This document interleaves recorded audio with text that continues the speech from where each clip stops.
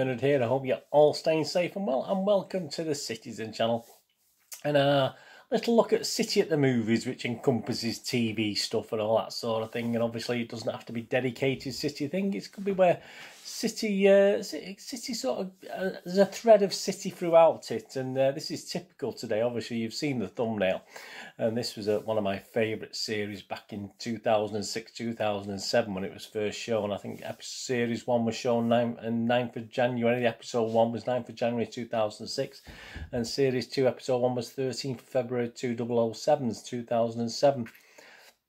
So yeah, it's obviously, and if you were a City fan or United fan at the time, obviously it was all based in Manchester, and there was quite a football element to certainly to the early series, early episodes. We'll talk about that in a moment, anyways. But of course, we're going to have a look at the superb 12 episodic. There was a sequel. We'll talk about that, but the 12 episodic series of Life on Mars. So join me as we look at City at the Movies as far as this little program was concerned.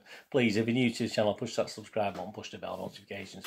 All these vlogs are coming out to try and inform and entertain and give little specials like this one, and you'll also see some stuff on my film and TV channel as well. So if that's of any interest, please check that out if you can. And there's some links on screen for Facebook and Twitter, and also a link for a couple of little shops I have on eBay as well. So if you get a chance to check those out, please. And all friends and following on friends and on Facebook and Twitter, I will reciprocate and follow back. So don't worry about that. I do check every couple of days. All your comments are welcome. Anything on this series, I say, it's one of my favourite series back in time. It gave me a chance to watch it again as well, which was quite nice. So I did enjoy re-watching it, even though obviously I've probably watched it a couple of times before already. So yeah, if you've not watched it, I'm sure most of you have who are watching this, but if you haven't watched it, it's well worth a watch. So any comments you've got, and of course if you don't have time for a comment today, just give us a thumbs up, or comment and give us a thumbs up, even better.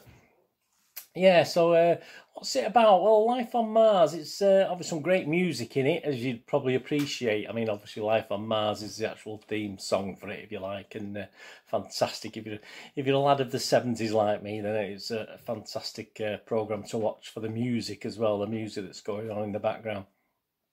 Yeah, and after being involved in a car accident in 2006, DCI Sam Tyler wakes up and finds himself in 1973, so he goes back 33 years in the era, of course, of Sweeney type police. And if you watch the Sweeney, there's another cracking series.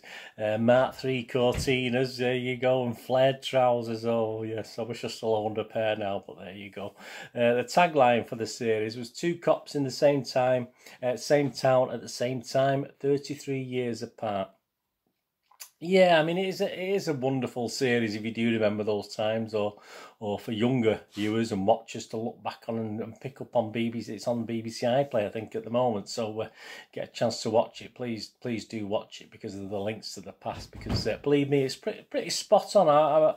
I'm not very proud of myself, but at the age of 13 or 14, and around the time this was set, 1973, I did actually spend a couple of hours in Bootle Street Cop Shop. So yeah, and sort of met people like Gene Hunt face up. If obviously on match day you saw it with the uniform police, obviously, but yeah, I did have a run in. It was nothing too bad. Don't worry about it. I'm not a naughty boy. I just obviously a bit naive at the time, but I got mixed up with something that I shouldn't have got mixed up with. But so yeah, believe me, a lot of this is pretty spot on as far as the characters and as far as the obviously the actual what's said and done and things that happen, which obviously isn't very PC these days, but it was of its time. And of course in this series there's a little bit of license with the storylines, but basically you're talking it's pretty on the mark, to be honest with you.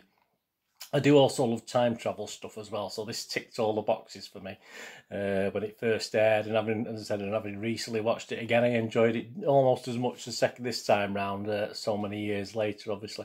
So yeah, how does a City link arrive? Well, it's set in 1973, so City, all right. Had a great team in 1973. We should have won more in the 70s. I've told you that before if you watch any of my vlogs. And obviously it's set in 73 in and around Manchester, of course, and a lot of stuff shot near where I used to live in Gore, and the stuff shot in Ancoats and in Manchester itself. Some great stuff. You can sort of keep your eye out for these places as well, with the gasometers and stuff like that. So it's absolutely fantastic. And of course, during the course of the programme, football allegiances are pretty nailed to the mast, especially as far as the two main guys are concerned. Obviously, Sam's governor, the guy in charge, Gene Hunt, is obviously a big City fan in this programme, played by Philip Glenister, of course, who's an Arsenal fan in real life, but he did a pretty good job as a City fan. And if things aren't bad enough for Sam, who obviously gets transported back in time, of course, Sam's a United fan, so obviously, as in real life, he was born in Leeds, so I mean, he was bound to be a United fan, wasn't he, born in Leeds, because he is one in real life as well, but there you go. So it wasn't bad enough for Sam getting back in that time, 33 years ago. Obviously, being a United fan puts another black mark against him as far as Mr. Hunt's concerned, DCI Hunt is concerned. But it's strange enough, it's not really till episode 4. There may have been the odd glimpse in Gene Hunt's office of. There's a couple of City pictures, we'll talk about that in a moment, but it's not till episode 4 before we really get our first mention and the comments about the footballing, as DCI Gene Hunt enters the squad room a bit flustered and states, "Will someone put some bog roll in the loo? I've just had to wipe my arse on Francis Lee." So there you go. That's the first statement we get any sort of connection. But there you go. And I think they're in a club later on. It could have been Rotters. I don't know which club it was. Pips. It could have been any of them. But obviously Sam's amazed, because he's stood amazed. Obviously, don't forget, he's gone back in time, Sam. And he sees Bobby Charlton and Dennis Law in this club. But obviously Gene also notices Francis Lee with them. So he says, he did comment he'd have to pay $500,000 for that lot. So that's quite funny at the time. Yeah, I think episode 5 of series 1 is where the writers go full hog with the City United link. And it is a very, very gritty episode, very powerful, and obviously a little bit of a diatribe about football hooliganism as well from Sam in this sort of episode. But yeah, it's all about a derby game looming at Old Trafford. I don't think it's the Dennis Law derby. I think it's the year before. I think it's the 1973, the one in 1973, the year before. I don't think it's the famous Dennis Law one anyway. And there's a derby looming at Old Trafford, and a body's found in Trafford Park, not far from a big United pub, the Trafford Arms, it's called in the series, in real life, if you like, whatever. And they find a United scarf near the body, which leads Gene Hunt to comment flippantly, "Well, whoever did it had a decent motive." There you go, but that's the time. That's what it's saying. I mean, obviously Sam's perplexed by this comment by his boss, but one of the constables, Chris, just explains it away by saying he's a City fan, so obviously that's why he said that.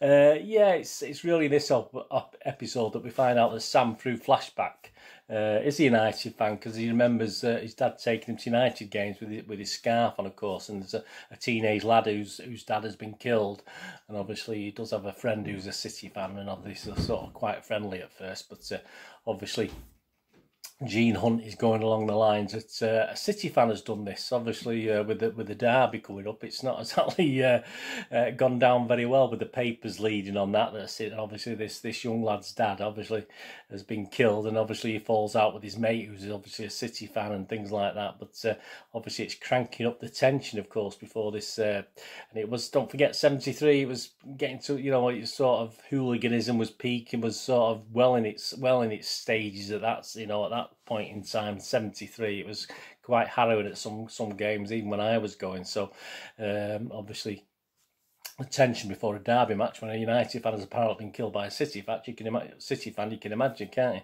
But Sam, always the voice of reason, being from the future, doesn't go along with that theory, assuming that the murder man was done by a City fan, because he assumes he's been followed out of the pub, and with the Trafford Arms being a United pub, there wouldn't have been a City fan in there. It would have been all United fans, as it was in those, as it would have been.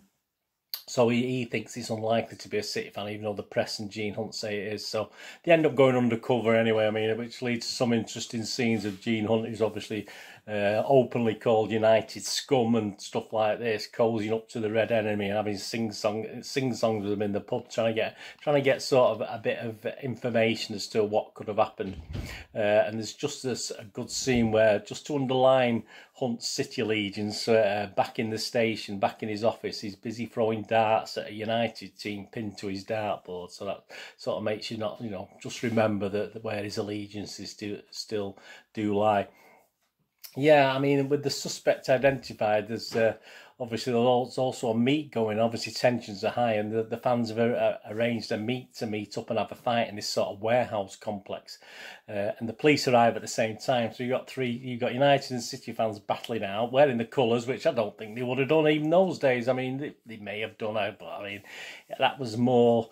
I don't think that was more a 70s thing. That was a bit later on. I think it was more an 80s thing. They started these meetups and stuff. But anyway, it allows them to have a scrap in a warehouse. City United fans, and obviously the police weighed in as well. So you got all three groups going at each other, which is quite comedic, really. But there's a serious element to it because obviously Sam does end up confronting the killer of this lad, who he didn't mean to kill him. He sort of attacked him and just meant to harm him and obviously provoke the animosity before the derby match. But then Sam goes into a bit of a lecture about people like him and what it means, and obviously what will happen in the future with obviously the hints at Heysel and Hillsborough and stuff like this. So yeah, there's a little bit of a look forward, from Sam's perspective, who's seen all what happens with football hooliganism and everything from the 70s and 80s, etc. So yeah, that was an interesting piece on it with nods to the